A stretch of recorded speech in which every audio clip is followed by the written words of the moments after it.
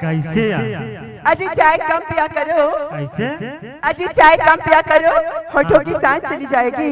ऐसे और दूसरों को ना दिखाकर राजा मेरी जान चली जाएगी। अम्मी का कहते सुनथर जी क्या कहता है? अरे पत्ते तो हिलते ही उसको हवा हिला देती है। अरे पत्ते यूं ही हिलते नहीं उसको हवा हिला देती है। और हमारे जैसे लड़का मन बिगड़ा नहीं, तुम्हारे जैसे लड़की मन बिगाड़ मैं तो महू का तो मास्टर। हाँ ए मोरे होठे गुलाबी अमर नैना शराबी अमला कैसे कैसे लागेगा। ये जीतू काय मास्टर कैसे लागत हो? नीता सुन। हाँ सनसना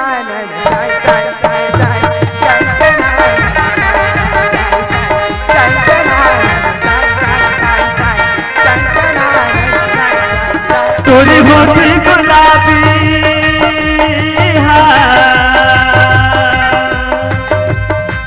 तोरी नैना शराबी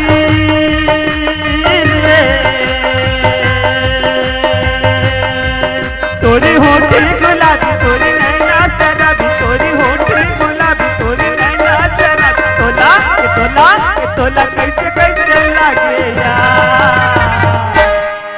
कैसे लागत जी तू? बता न मास्टर कैसी लागत थी? धक धक कैसी लागी खाए खाए खाए रानी धक धक कैसी लागी धक धक कैसी लागी खाए खाए खाए खाए सनसना सनसना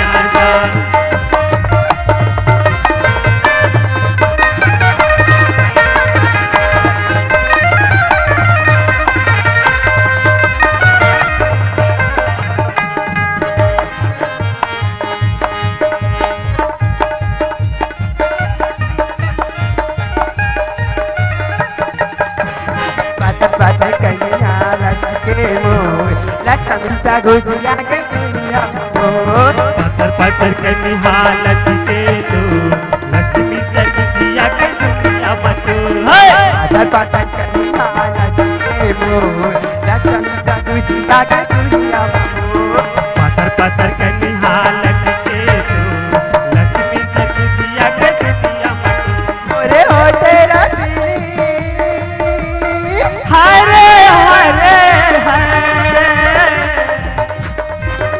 मोरे होठे रचली आखन मन मूले पान मोरे होठे रचली आखन मन मूले पान इमोला कैसे कैसे लागी ये जी तू काय मास्टर और इस दिल में अच्छा क्या रखा है तेरा ही नाम छुपा रखा है अच्छा तेरा ही दर्द छुपा रखा ऐसे क्या है सनसना सनसना सनसना रानी सनसना सनसना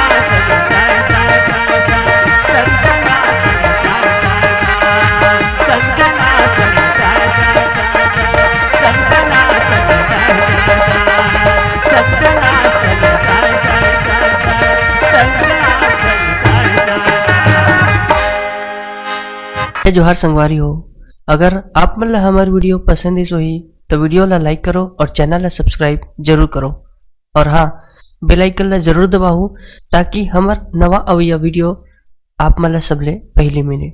जय जोहार, जय छत्तीसगढ़।